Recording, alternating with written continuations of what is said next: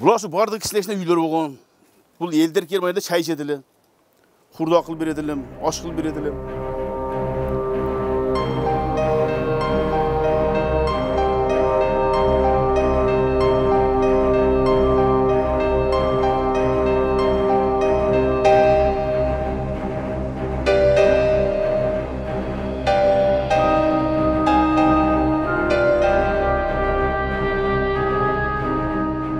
Bu жерде где-то 2005 yıllardan beri başladıklarının da təcrübə gelip qancha toskaldılık kıldı. Təcrübə köp talaşdık. Oşa Aksakal atam var, oşa atam şehirde daça qılıp çayxanaqlı işletin dep, bana dualın 2 jol jarım qısa təcrübə gelip buzup ketdi. Hayra oңдодuk. Andan keyin kügüzüp kettiler 2013. Hani 2013'te Aksay'dan o znaka barады солдаттар суықта. Şu солдаттар muzdavası qıynalбасын, bunlar da bireудің balası dep qıynalбарды berip koyганбыз 2013'ten beri. Bir tane arenda pula сураган жокмун. Дача деп аталган аймак Баткен Аксай Рабат жолундагы сентябрда болгон жаңжалда жардырылган көпүрөгө жакын жайгашкан. Капчыгай айылынын тургуну Жаныбек Орозакулов бул жер тилкесин өздөштүрүп, кызыл китебине чейин алган. Жергиликтүү бийлик дача аймагындагы жерди 2020-жылы 4 миллионго баалап, мамлекетке сатып алаарын билдирген. Убакыт өтүп 1,5 миллион берээрин айткан. Бирок ошол күнгө чейин убада аткарылбай келет. Акыркы жаңжалда өрттөлгөн бул жай азыр кароосуз калган. Bana berem dep 4 milyon diye bergen жок. Bana şunu kaldı hazır edim. Bana keçe uruştan beri солдаттар болған keçe uruşta. Солдат жашап турган. Bana kuyup kaldan taşlap koydular. Anan keçe bana uruştan burun gubernatör al 4 milyondu biz bere albayбыз. Men mahal dese Batkenden bir uy bereyik деген eкен. Mahal dedim keyin uruş başlanıp ketdi. Ол да жок kaldı hazır. Gubernatörga 4 aydan beri baram. Bara verip özüm uyalып kaldım bu. Barbayım men bargım köye kaldım.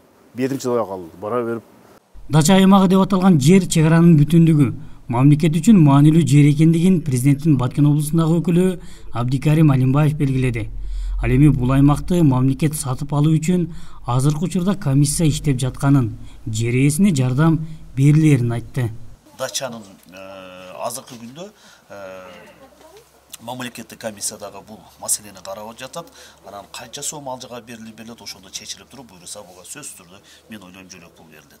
Биринчи кезекте биз мыйзамга таянышыбыз керек. Эми бул жерде аренда атайын мыйзам чегинде аренда төлөнүп келген эмес. Бул жерде кээ бирөөлөр келип туруп өзүнүн жардамдарын берип турган да. Мен üstümde görmüşler, bitti o yere karab kalk. Mahalle hazır. Şurada yıkça. Mahalle. Жаныбек Орозакулов үй бүлөсү 96 жаштагы атасы менен азыр убактылуу Бужум айдында жашайт. Капчыгайдагы өрттөлгөн үйү бүт элек. Убактылуу жашаган үйдүн ээси акы албастан эле жашай бергиле деген.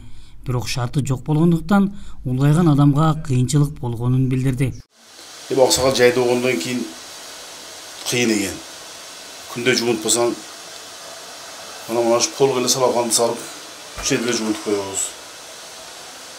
Өзү баса албайт, көзү көрбөйт, кулагы укпайт, байнага алып барышан проблема.